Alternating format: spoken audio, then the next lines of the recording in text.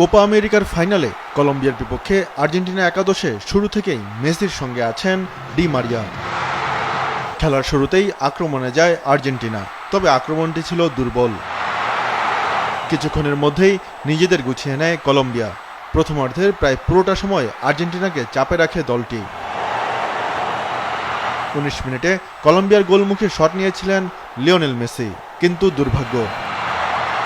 ৩৩ মিনিটে আবারও আক্রমণ হলুদ জার্সিধারীদের, কিন্তু সেটিও গোল হয়নি।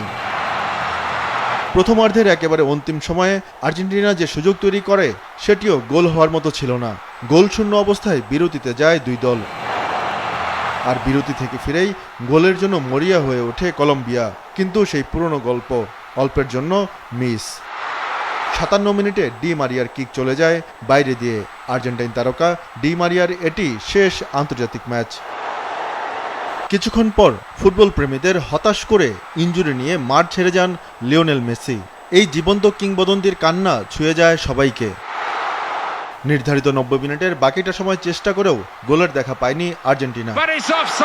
প্রথমবারের মতো অতিরিক্ত ৩০ মিনিটের খেলা শুরু হয় এবারের কোপা আমেরিকায়, আর সেখানে খেলার ১১২ মিনিটে সমর্থকদের উল্লাসে ভাসান লাউতারো মার্টিনেজ।